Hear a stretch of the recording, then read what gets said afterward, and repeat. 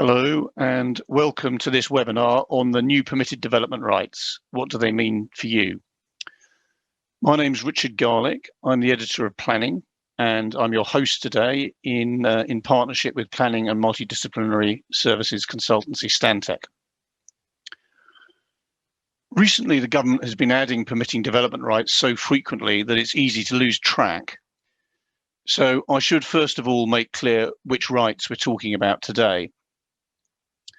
Our topic is not the proposed new rights announced by the government last week to allow the conversion of town centre uses such as offices, restaurants and shops into housing without a planning application. We might have an opportunity to get into that in the Q&A session that will follow our presentations. But our main topic for this morning is the permitted development rights that took effect in August.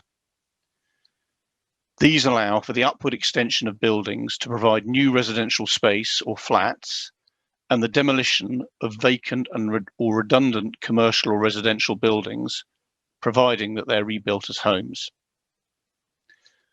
For this, I'm joined by 4 expert speakers who will be discussing this in depth. First, to explain how the new rights change the rules, we have Claire Fallows, who's partner planning at the law firm Charles Russell Speechlys and one of the top 10 highest rated planning solicitors in our annual survey. How are you, Claire? And where are you speaking to us from today? All good, Richard, and I'm speaking to you from the village of Walken in East Hampshire, East Hertfordshire. I need to get the county right. Fantastic, fantastic. Next on our list is and explaining the tests that the new schemes wanting to take advantage of these rights will face and how they might be addressed. We have Stantec's Director of Transport and Infrastructure, Scott Witchells. Scott's advised on many large development and infrastructure projects across Europe, including the Ebbsfleet Station development area and the Reading Station area regeneration, and also the Krakow Transport Hub regeneration. Scott, how are you? And are you in a glamorous European location today?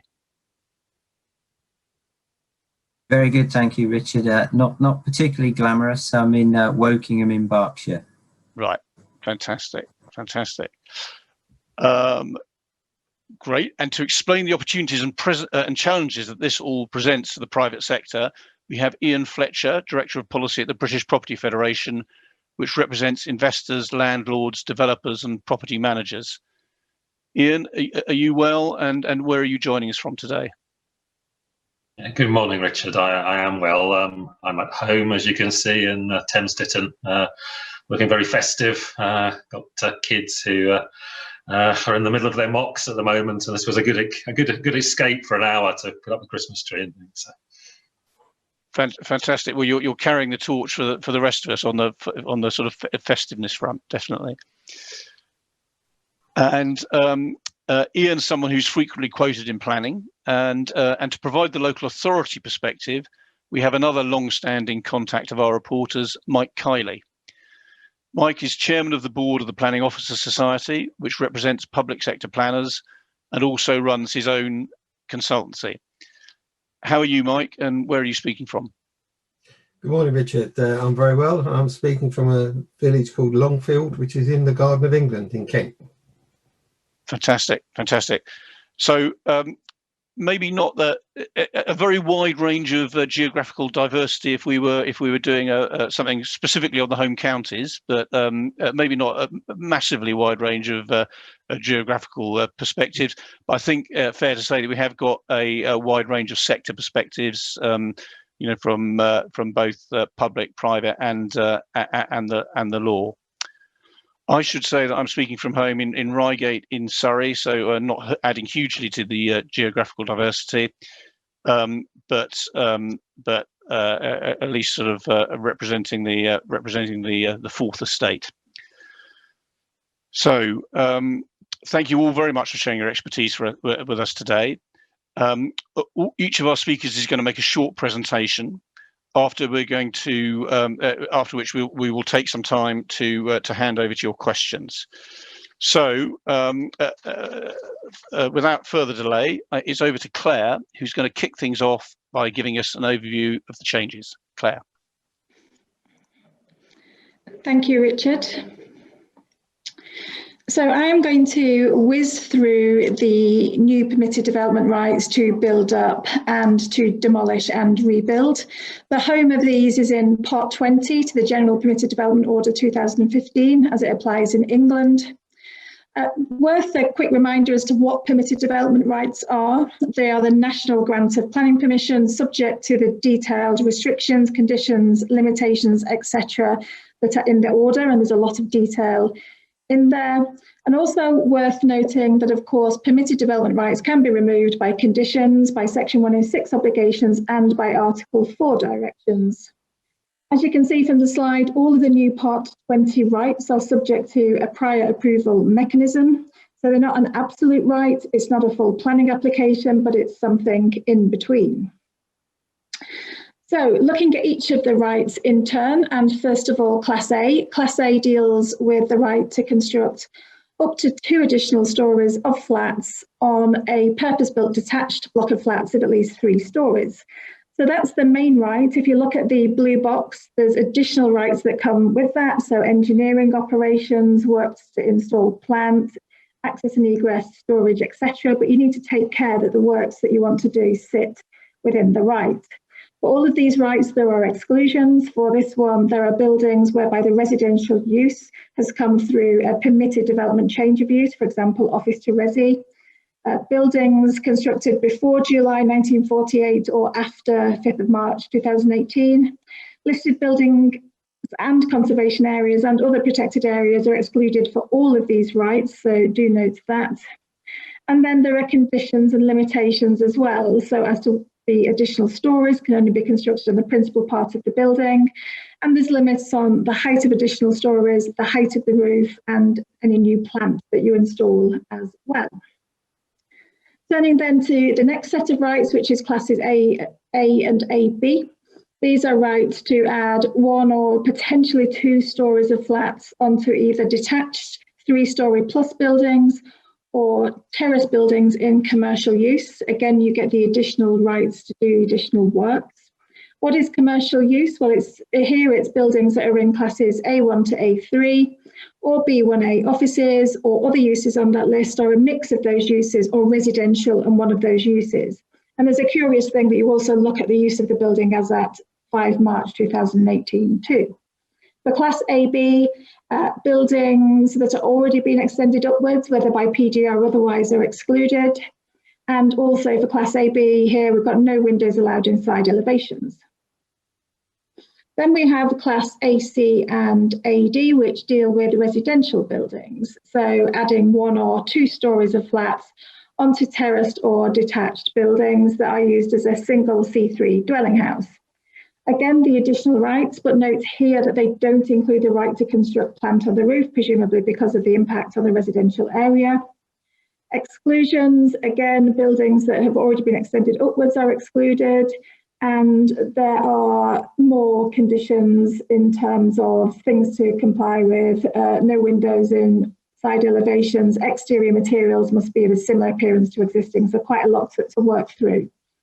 And then finally, we have Class ZA, which is demolition and rebuild. So you can demolish either a single purpose-built detached block of flats or a building in B1 use and replace it with a single purpose-built detached block of flats, or if you want to do so, a dwelling house. And the additional rights give you those abilities to demolish the building, disconnect plant, etc., and also a temporary right to use scaffolding. A long list of exclusions for this one, including land and agricultural tenancy, unless landlord and tenant consents obtained, buildings where the footprint exceeds 1,000 square metres, where the height's above 18 metres, and buildings which haven't been vacant for at least 6 months. And there's no test on why they were vacant or what was done by way of marketing, just question of fact, were they vacant. Also an exclusion on unsafe and uninhabitable buildings in certain circumstances. And then there's a long list of limitations as well. So the new footprint can't fall outside the old footprint.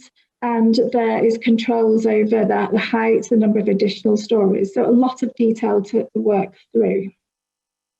That then takes me on to the prior approval mechanism. A long list of matters covered by the prior approval mechanism now.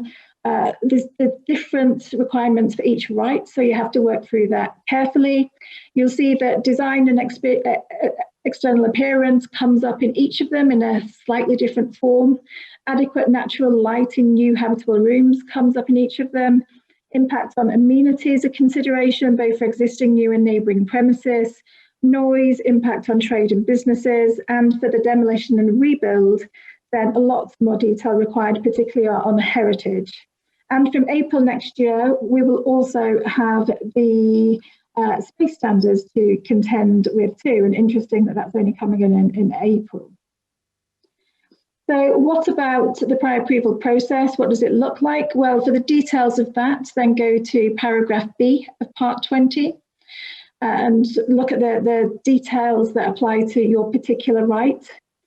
There is consultation, site notice and neighbour notification required. The authority must take into account the representations made and must take into account the National Planning Policy Framework as if the application were a planning application, so that's where they go to decide what tests apply. It can be refused if there's not enough detail or it doesn't comply with the requirements of the order. Must be refused if there isn't adequate natural light in all habitable rooms or the development's going to be contaminated land at the end of the process. Decision must be made within 8 weeks or longer period agreed in writing. But you can't start until prior approval is given. So there is no deemed approval and ultimately the remedy is to appeal. There is a fee and you will have to put in as a developer a report on the management of construction and how that's going to impact on amenity. And you have 3 years within the date of prior approval to undertake the works and notify the authority. So that is a very quick gallop through the rights, and back to Richard. Well, many thanks, Claire, for a very, very concise presentation of what the new rights enable. As you will see, there is the space on the page beneath where you're seeing the presentations to ask questions. Please do ask questions. We've had lots of interesting ones come in already, but there's still opportunity to seek an answer from our panelists. Right, our next presentation comes from Scott, and Scott's going to be talking to us about the tests that the schemes wanting to make use of these rights will face, and their position with regards to developer contributions and SIL. Scott. Thanks, Richard. So yeah, you've heard from Claire the requirements and the procedures. So I just wanted to run through what that might mean for you as either applicants, developers or authorities. And of course this, as Claire has said, you need to satisfy the tests, and that means the planning authority has to be accepting that you've submitted the appropriate information, and it absolutely doesn't remove the need to meet the planning tests or the environmental considerations, and that's why the rules are very specific around this. So just picking up on some of those key themes that Claire's raised. For example, traffic and highways, the normal test for that through MPPF is the severe impact test. And particularly if we're dealing with older buildings here, those things may have changed since they were built. So access that was suitable at the time for the scale of building there at the time may no longer be suitable. So it's not a default that it will be accepted. Similarly, in contamination terms, a key issue for residential, the thresholds are high. You must demonstrate that contaminated land is not an issue, and that requires, it may require investigations, it may require further studies. Noise is a key one. Again, the noise environment of the setting may have changed, so make sure you take that into consideration. You've got to demonstrate compliance. There may be local authority standards, there are World Health Organization standards, and there are the standard tests for habitable rooms. So we need to look at those again, so it doesn't take away the need to consider those factors.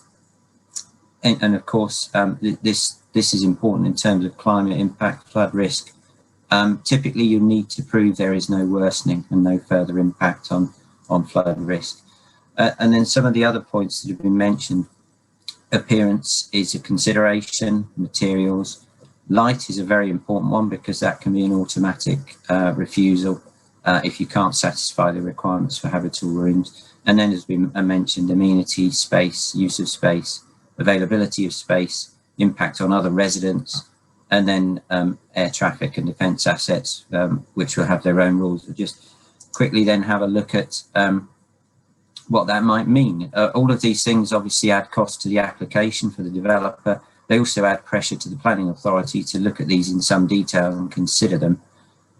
It could mean that your development that looks great may not be deliverable or viable at all. So it's important to do this work before you try to put the application in. But it may mean, as I said, something's changed. So you could be liable to contributions to traffic and highways, or even Section 278 works to improve access, for example.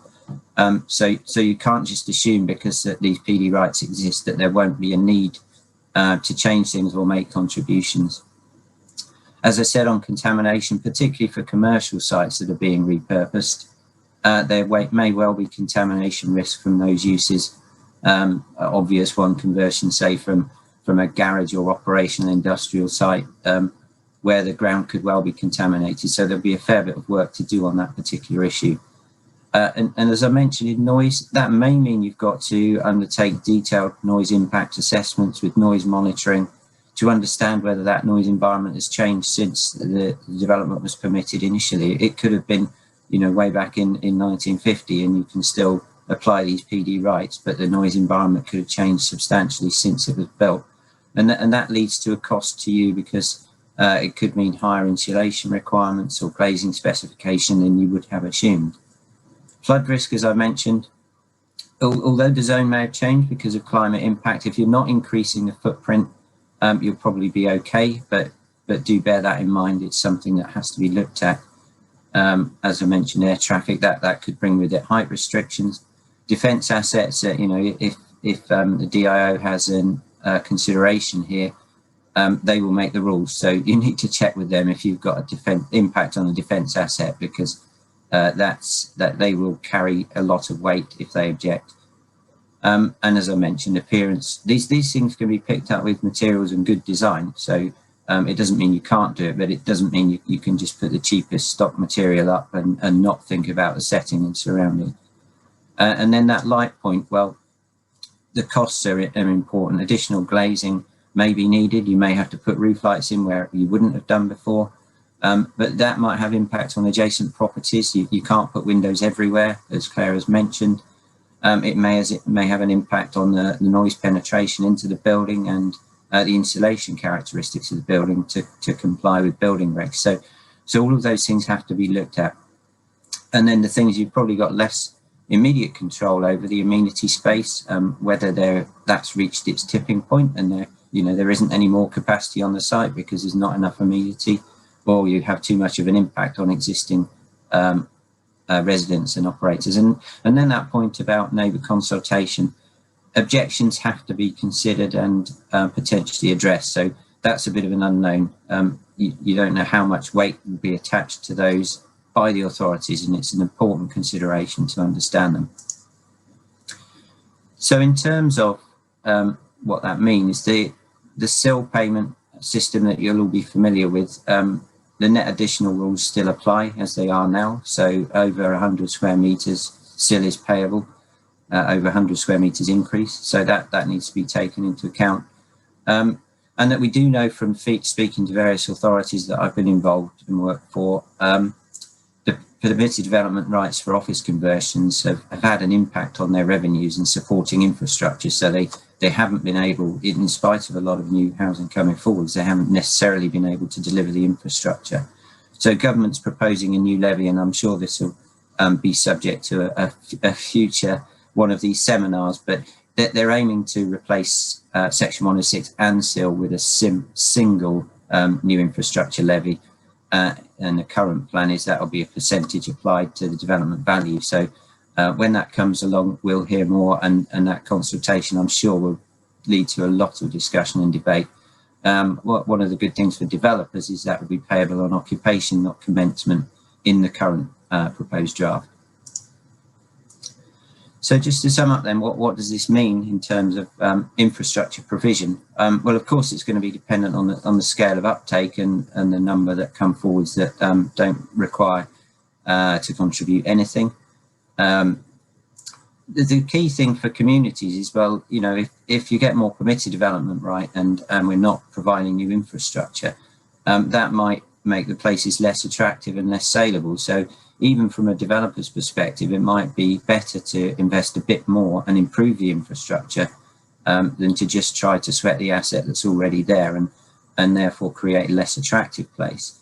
I think this new PD will probably have a lesser impact than the office conversion PD because of the number of available sites and the scale of it. And all I'd finish on is to say, well, yes, this is going to speed up things potentially, but there's still a lot of detail and technical work to be done. And I would call out to developers to not just go ahead and build these things where and when you can, but think about the place, the quality of design in the community in everything you do. Back to you, Richard. Thank you. Thank you very much, Scott. That's very interesting. So clearly suggesting that you know, although there may be some opportunities for developers here, this is not a sort of walk in the park for them. There's quite a lot to consider. So our next speaker maybe can tell us a little bit more about some of the opportunities and challenges that all this might present for developers and property owners. So Ian, can I hand over to you to give a perspective from the British Property Federation? Yes, certainly, Richard, and a very good morning to everybody. I've got about a dozen slides, and I'm going to, I suppose, try to get under the skin of the developers. Going to do that mainly by looking at the existing office to resi PDR, and then relate it to the demolition and rebuild and the building up. Going to use a few case studies along the way and some statistics, particularly from the build to rent sector. We publish quarterly stats on that sector, and so I can get under the skin of that sector a bit more and understand how PDR has been used in it. My first slide is a bit busy, but is very contemporary in that their housing supply statistics were out last week, and I suppose it illustrates how PDR is contributing to housing supply. So in the last year, about 5% of housing supply came through conversions, and only about 50% of conversions, I think, came through the permitted development rights.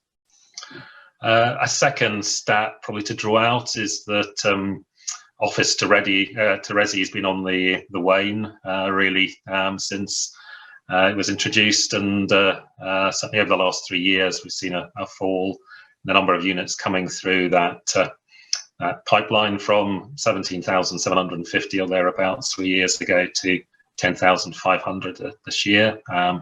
Pretty much accords with our experience, which I'll touch on in a moment.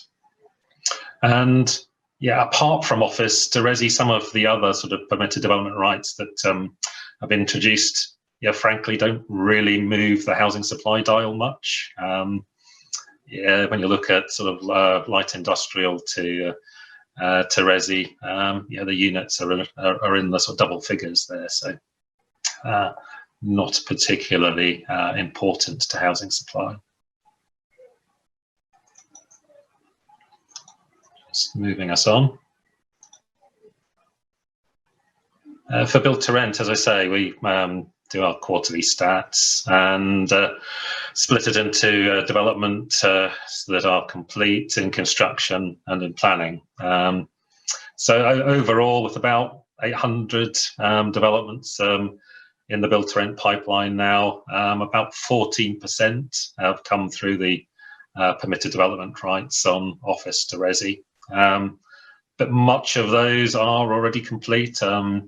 this was a way, I think, of a number of business models in the sector, sort of kick-starting their models, and I've got sort of one or two examples to follow, but not a lot now coming through in planning. 14 schemes, many of those already have got permissions, so it's not really a significant source of build to rent going forward. Our members are looking for scale in the sector, and often permitted development conversions don't really provide the kind of scale that they're seeking.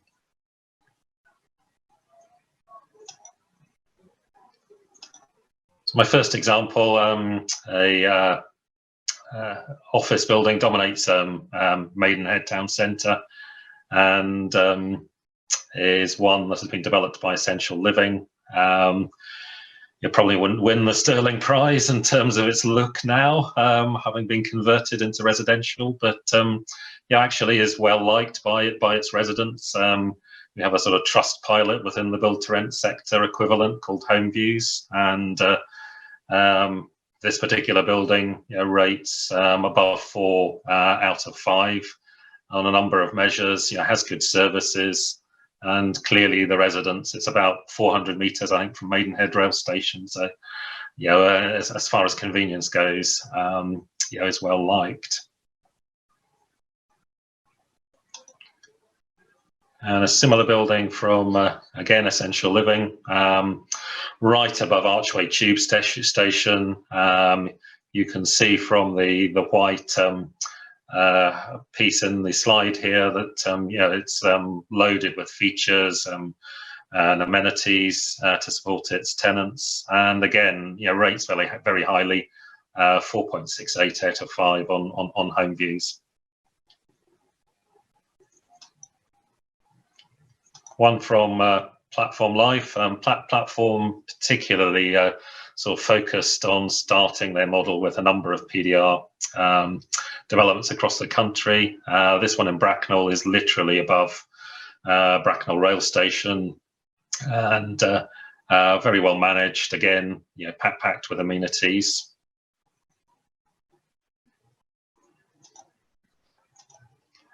And so far, Platform have done 8 developments, 5 of those in places like Bedford, Exeter.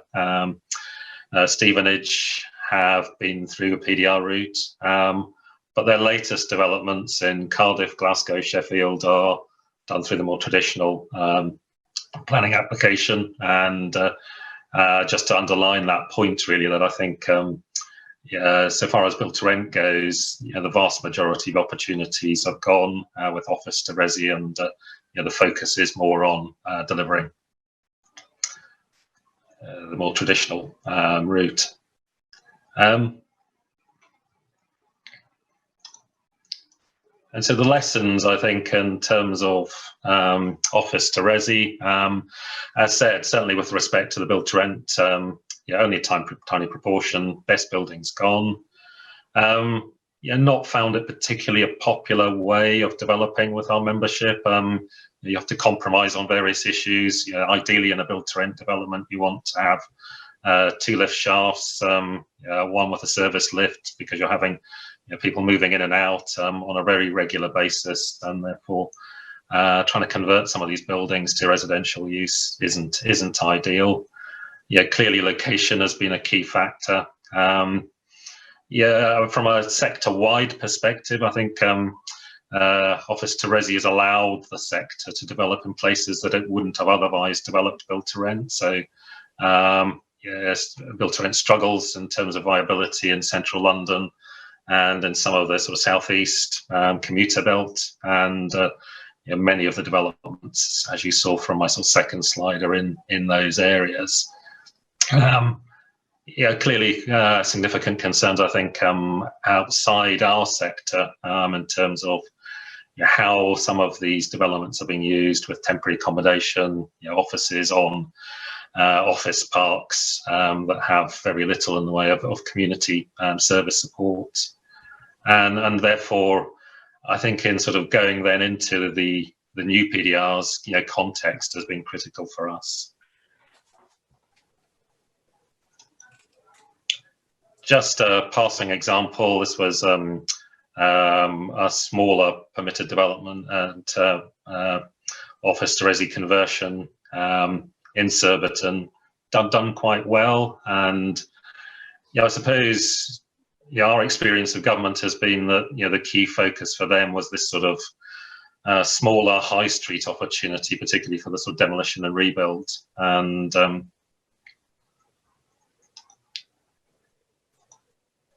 if I just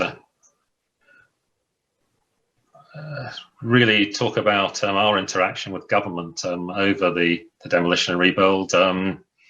Certainly we were not particularly enthusiastic. The consultation phase lasted about 18 months.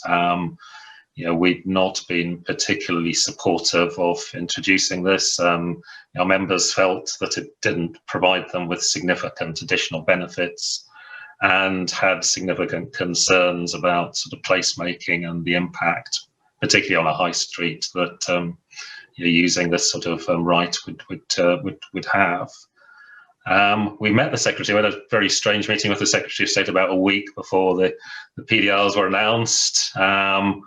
And I think some of the key issues for our members, again, this point about location and not being able to take account of that. For our members, the vacancy period was going to be probably too short. Initially, I think government suggested a year. They brought that down to 6 months. And in the current climate, they probably won't get to use it if it was going to be longer. Footprint and height. Our members are engaged in scale developments, and the 1,000 metre square and 18 metres really doesn't fit any sort of build to rent or significant development that our members would want to engage in. You've heard about the prior approval process, obviously, and also the developer contributions.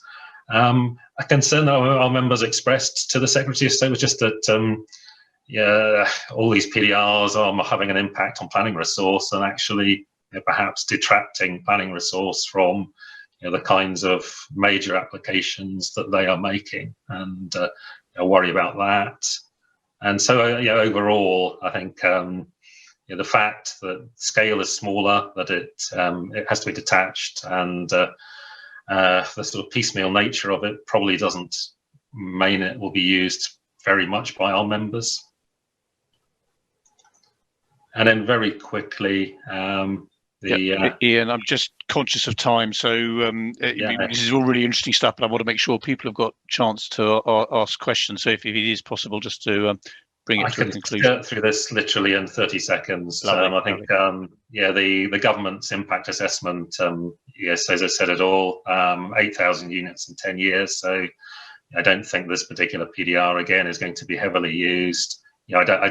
I've shown an example of an extra floor on the building in the right-hand corner there. That was done through the normal planning process.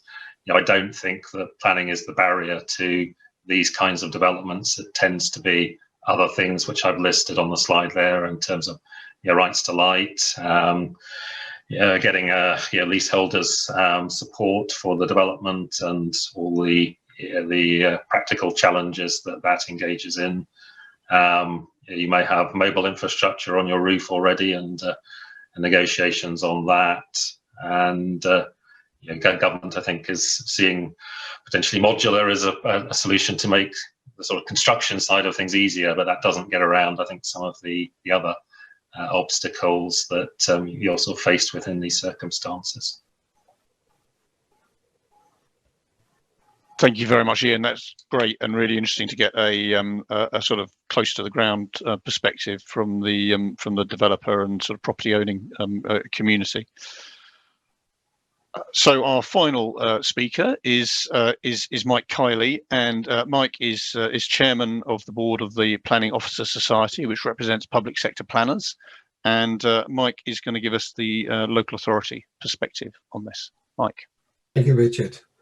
I want to take us back to the there we go, the original permitted development conversion. I'm going to go through it in detail, but I think this was the start of this new sort of era of permitted development, where permitted development, whereas historically it was used to allow developments that were almost de minimis, couldn't have an adverse impact and therefore could be given a general permission, or they were more extensive permissions generally given to organisations that were institutions or sort of public bodies who could be trusted perhaps.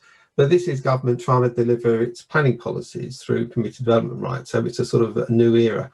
And it goes back to 2013, early 2013, where before they introduced the PD, they were consulting on whether or not there should be exemptions. If you remember when it was first introduced, certain areas, I think the City of London was one, there were some weird exemptions through the country. So even then, government sort of accepted that one size perhaps doesn't fit all, but they seem to have forgotten that, and it's now ubiquitous across the country. So I was working as chief planner at Croydon at the time. The permitted development rights were put in place in 2013. That was going to have an extensive impact on what we were trying to do in Croydon, and I'll touch on that. But we were required, along with others, to put in Article 4 directions, which we did a year later. But interestingly, previously Article 4 directions, you had to get the Secretary of State's approval. Now you make your Article 4 direction, the Secretary of State can intervene to quash it. So again, it's this sort of burden of these permitted development rights on local planning authorities, that they have to make the case that they're causing problems within their area, and they have to go to what is an extensive exercise of putting in place an Article 4 direction. So when it was put in place in Croydon, I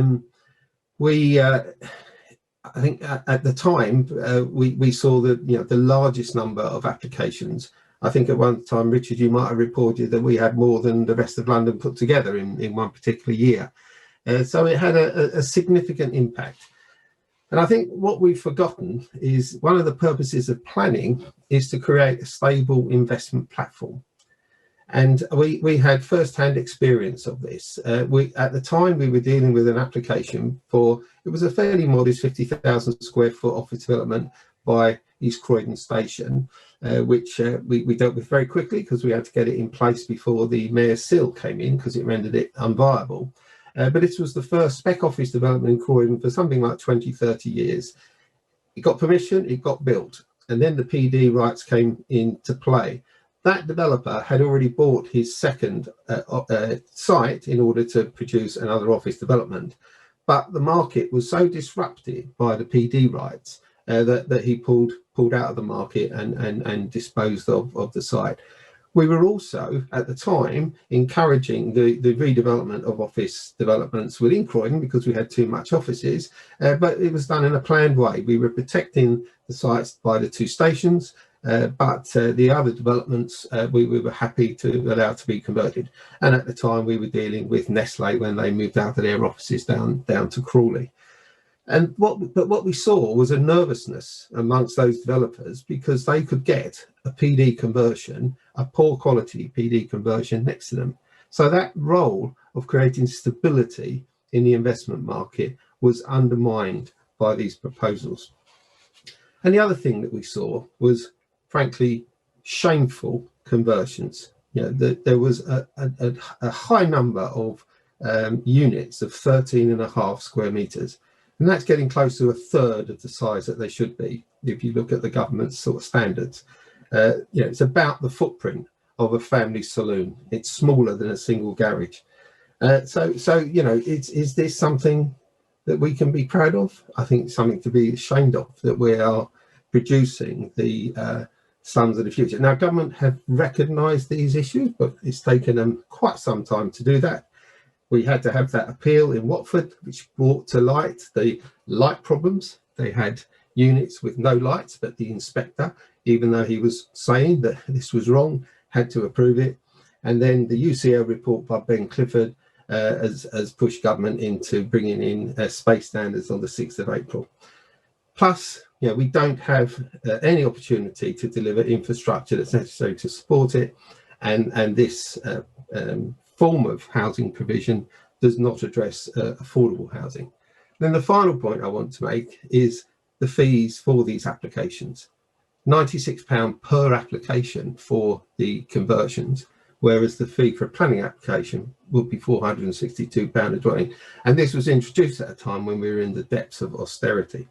So these have been, quite a problem for us. And these new PD rights, which I'll come on to, will continue. And what we'll see, probably, government's out to consultation at the moment, is that the Class M and Class O PD rights are going to be removed and replaced with a Class E to residential PD right. So there's a much greater expansion because it covers more uses than the Class M and Class O did. So the slides have taken a little while to change. Here we go. It's done too.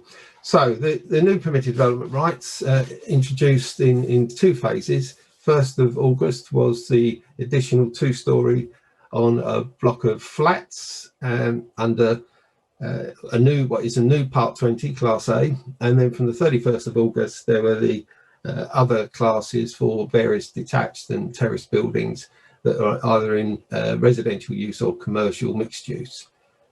Fee was increased, £334 a dwelling, but as I say, it should be 462. The notion, I think, in government's mind is there's less work involved in these. I'll come on to hopefully demonstrate that that's far from the case. The other thing I was going to briefly mention is that there is the Part 1 Class A PD rights to extend dwelling houses upwards, not quite like the rest of the PD we're talking about. It doesn't produce a single a new dwelling house. It just provides a conversion. I think we had a question about whether this applies to bungalows and can you do it in the green belt. Well, it's got very, very sort of similar restrictions. Effectively, it's 2 additional stories, but really only on a detached building. On a semi-detached terraced 2-storey building, you can only really add 1 extra story, and on a bungalow you can add 1 extra story. There's lots of constraints and restrictions, but like all of these PDs, they don't restrict PD in the greenbelt. So you would be able, subject to meeting all those restrictions, do that PD extension in the greenbelt. So for the upward building, it's these have been covered, but my point really here is that there's quite a lot of stuff for us to check. These exclusions, was the building in place on the 5th of March 2018, and these dates are different for each of the PDs, is it older than the start date for the 1947 Planning Act? Quite a bit of investigation involved, particularly if the applicant doesn't include it, or it's sort of questionable whether they based it on actual evidence rather than just assertion. So there's quite a lot involved in making sure that the proposal actually comes within the order. And again, we have to check a range of things, and these have been covered by Scott. One of the things I would say... Sorry, just to say, I'm really sorry, because this is all really useful stuff, but I'm just conscious of time. Yeah. Would you be able to wrap up in about 60 seconds? Probably not 60 seconds, no, but I'll go as quickly as I can, Richard. Okay, I'm just conscious we've now only got 15 minutes left for questions, because we have got a strict time limit at the end. Okay, so lots of things to check, but we now have to check compliance with the space standards. Again, affordable housing and Section 106 not included. On the demolition and rebuild, fairly extensive proposals here. Again, the fee is low. Again, similar things to check, but we've also got to check quite a bit of detail about the existing building, its occupation, whether it's got an agricultural tenancy, etc. In terms of restrictions on new buildings, there's quite a lot there again to check. I won't go through them because they've been touched on already. And again, the prior approval conditions, very, very similar to the upbuilding, but in addition, the demolition method, heritage and archaeology impacts, design and landscaping needs to be checked. Still no affordable housing or Section 106. So summary of the overall impacts. PD for new residential, it's getting much more extensive. As I've said earlier, the nature of PD has changed. We're now delivering government policy. Government has shown very little concern for local consequences. It's up to local planning authorities to put in place Article 4 directions, which is quite onerous. The prior notification is getting much more complex, and in some cases it actually involves more work than checking a planning application. We've not only got to check its impact, but we also got to check that the building is eligible for these works. The fees are below what is necessary to cover our costs, so there's significant additional burdens on local planning authorities. The important point is that this PD, coupled with some of the new use classes order, undermines many national planning policies. So, you know, planning is in the public interest. Is that the case with these, and given their potential impact? Town centre first and managing the future town centres, very hard to deliver now in this climate. You're delivering sustainable development, not really in our control to the extent it should be, and delivering good design, certainly in the early days, was not really possible. So the public are very confused, and frankly, quite a few of the professionals are also confused. How likely is it to be taken up? I think we've touched on the conversions. We've probably seen the peak of that. The hanging fruit or the low-hanging fruit has probably been picked. We may see some activities in vacant retail units. I think the new restrictions on light and space will put off the charlatans that we saw in the early days. In terms of upbuildings, I think adding additional stories can be very, very challenging, expensive, structurally difficult. There might also be sort of legal constraints with the existing leaseholders, and it can be complex from a management point of view. And it's been PD for many years to convert the space above shops to residential, but we've seen very little take up of that, and it's probably for those reasons. And in terms of the redevelopment, Part 20, I think a limited number of buildings will qualify. Certainly in London, most of the stock is pre-war. The restrictions are likely to mean that planning permission is required in many cases, but also I think it provides suboptimal outcomes. So I think in many, because you're restricted to developing off the original footprint. I think these PDs are high risk for developers if they get it wrong. Richard, you reported on the case in Brentford for Mercury House, and I think their main use quite often is establishing a fallback position, and then they come in to negotiate for the development that they actually want.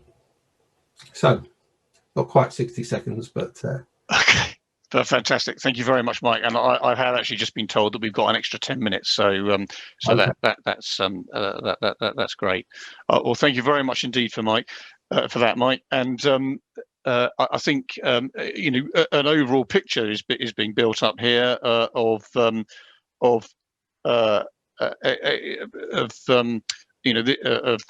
this potentially being quite a heavy burden on planning authorities, but also that from the private sector side, that this isn't necessarily a straightforward route, and some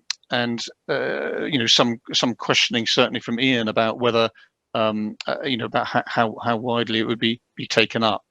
So we've had loads of questions come in. What I'm going to do is I'm going to basically I'll read out the questions, and then I'll ask people to volunteer to answer them, or it may be in some cases it's very obviously that there's a particular member of the panel who's most appropriate. But I'm going to, in most instances, so we can cover the ground, I'm going to basically ask for sort of one person to answer the question, and then we'll move on to the next question, if that's all right. So first question we've got from Maureen Smith from Barrow Borough Council, and she says, it seems to me in recent years too much of the PD changes have been based on the London South East market, yet have been introduced nationwide. For example, there is no pressure at all for upward extensions in rural Cumbria. Is it time to have separate rules for London and elsewhere? Is there any, which member of the panel would like to address that? Okay, Mike, yeah, concisely, please, if possible, because we've got about 7 or 8 of these. Yeah, I think what was interesting when we were out to consult, or government was out to consultation on the upward extension PD, we had our planning conference in Stamford in Lincolnshire, and Steve Quartermain was there, and we had a sort of tour of that sort of beautiful, is it a town or a city? I'm not sure. And we're able to point out the unintended consequences of what was then proposed, and is broadly what's come out now. So I think I think whether it's appropriate physically for different parts of the country, I think is different from whether it's appropriate economically. And I suppose the argument would be that if there isn't a demand for it, then that PD right won't be taken up. But I take the point that I think the likelihood of that development, even in London, being economically and practically viable, I think is very, very limited. I don't expect to see much of it in London, let alone other parts of the country. Fantastic. Thank you, Mike. We've got a few technical questions, and I suspect that some of these people may be able to answer immediately, and some of them may not. So I'll just say these together, and then if people can sort of actually I'll read this one out first. So it's from Atif Riaz, a director of Omniprop. He says, "How is the principal part, in quotes, of a building to be determined? If a building is 3 stories with a further level split into 2 cores, which are you allowed to extend?" So I'll give you a chance to think about that one. And then there's another question, which is, how will the LPA and indeed the property owner determine if the building is built before or after 1948? There will be many properties for which accurate records do not exist. Would first registration with the land registry suffice? And then a specific question to Claire, this one, which is from Yi Chung, who is a planner at Boyer. And the question is, where can we find more information on the term vacant under Class ZA? So I'll start on some of that. I mean, I won't go into the detail, particularly theoretically, on whether something complies with the requirements, but those things are defined in the legislation, and what those decisions really mean may well come out of case law.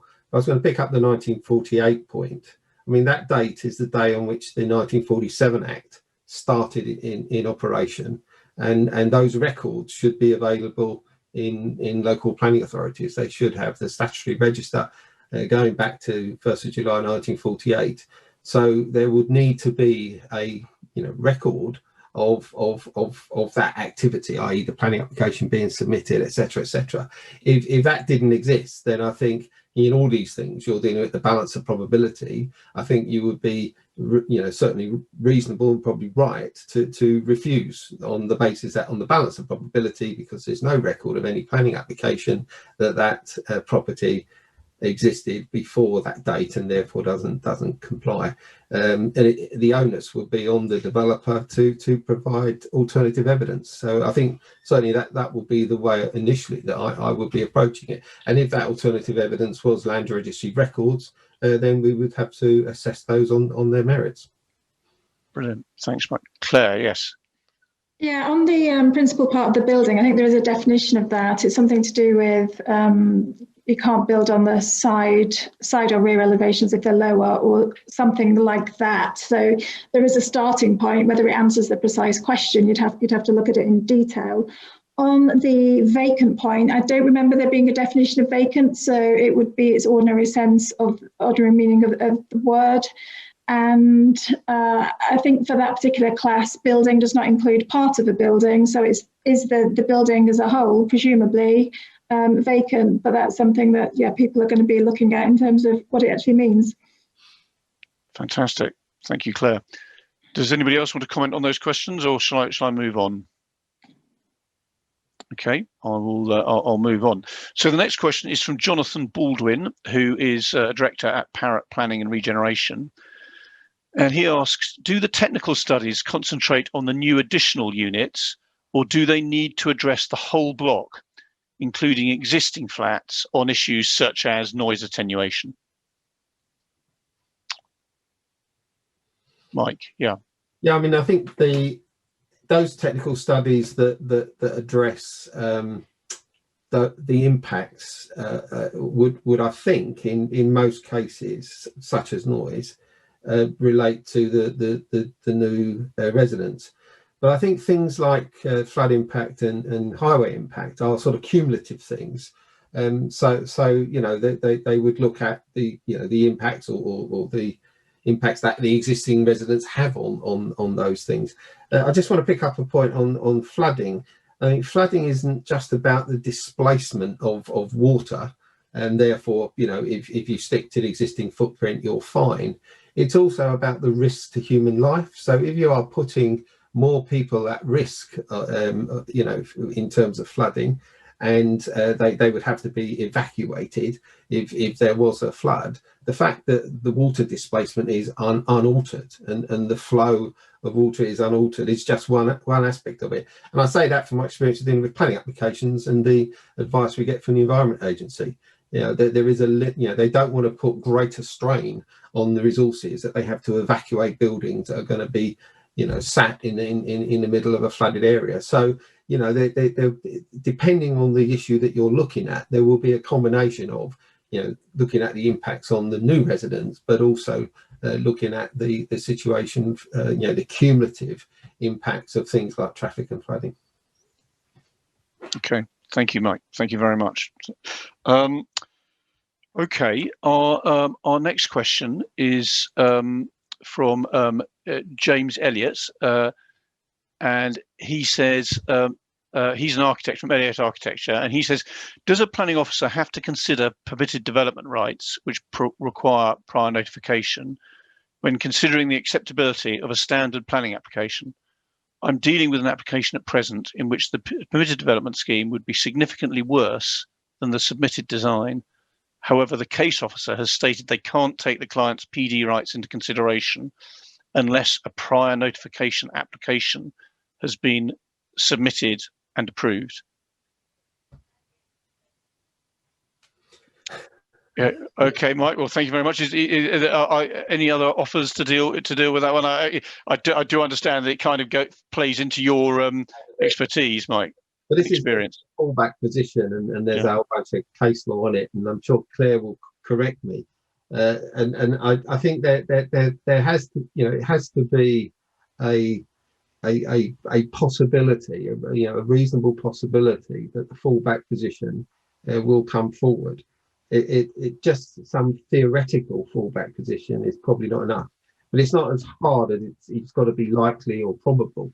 So I think you know, that argument, and you know, I don't know the specifics, probably I would think turns on that issue that what they're coming forward is some extreme theoretical PD situation, but you know, in order to give that weight, you have to ask the question: is there a possibility, reasonable possibility, of that actually coming forward? And the fact that they haven't pursued a prior notification proposal is perhaps an indication that there isn't that possibility. But to say, there's been quite a bit of case law on that over the last decade or so, I think.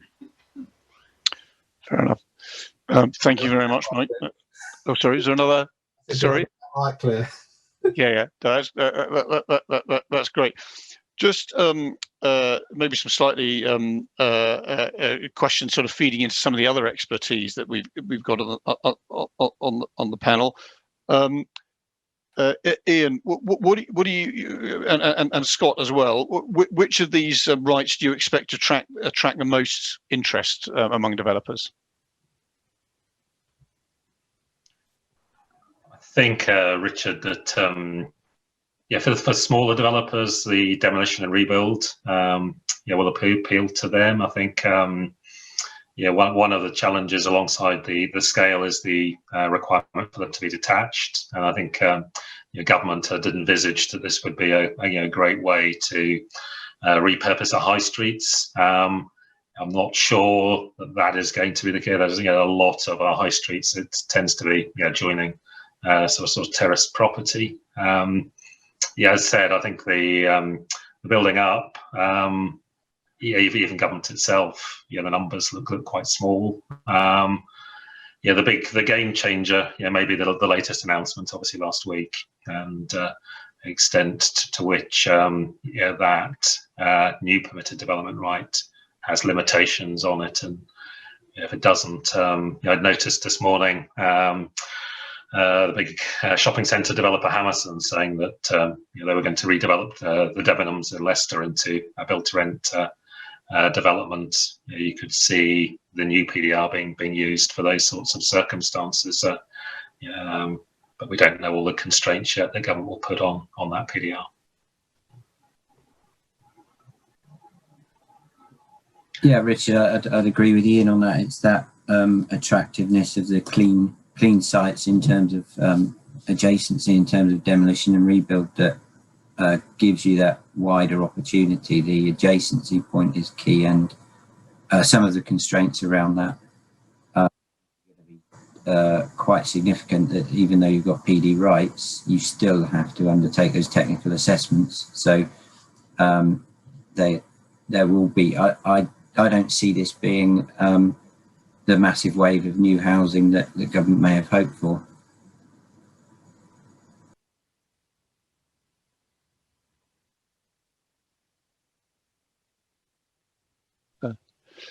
Yeah, and there's another question here, which is if a submission is made without technical studies reports, will local planning authorities be likely to condition such requirements, or will the application be refused instead? So do we think that local authorities will be within their rights to simply refuse an application if the correct technical studies aren't attached to them? Scott, do you have a view on that? I'll ask others as well. In simple terms, yes, because the requirement is to satisfy the planning authority that the appropriate technical studies have been undertaken. So obviously it will depend on the approach and the resource the planning authority has as to how flexible they are around that. But yeah, I mean, the idea of listing all these studies is to say you've got to at least have demonstrated these have been taken into account, and if you can't demonstrate that, then the authority can say that you is non-compliant. Fantastic. Okay, thank you, Scott. Has anybody got anything to add to that, or should we've probably got time for one more question, which I'd like to put to the group. Again, we've only got a few more minutes left, so concise answers, please. But we mentioned at the start of the seminar the latest PD rights proposed by the government this week, which allow conversion of town centre uses like shops, restaurants, etc., or would allow, if these things go through, these conversions to housing. Just very quickly, what do each of you think would be the outcome of such a change? Claire, would you like to start? Yeah, I mean, there'll clearly be opportunities for some of our clients, landowners, developers, etc. And it might help in terms of bringing back buildings that are underused into use. But I think from a common sense perspective, then I'd be concerned that we're going to lose stock from commercial and retail to residential forever. I think our commercial areas deserve more intelligent planning than that. And I think particularly at a time when people are working from home more and moving to a hybrid homework, office work model, then there's a real chance for local businesses to grow and flourish. And this seems completely inconsistent with that. Fantastic. Thank you, Claire. Ian, what are your thoughts? As said, I think this is a significant opportunity if government doesn't put the constraints that we've seen on recent PDRs on it. I share Claire's concern, however, that I think that the PDRs are all to residential, and we need, for the sake of good placemaking, to also make sure that we are delivering not only community uses but I have a part of my membership that desperately needs last minute warehouses in towns and cities these days, and is not going to get those opportunities, few and far between as they are at the moment. So perhaps we need a PDR to warehouses rather than always to residential. Fantastic. Thank you, Ian. Mike? Yeah, I think this both that use class and the PD that flows from it are frankly going to be disastrous. Yes, residential is really important, but so is jobs, so are our town centres, and the notion that the market will resolve problems, I just think is misplaced. We will see town centres that the town centres that do work tend to be well managed, either by the local authority, either by the landowners, the owners of the properties, or by organisations like BIDS.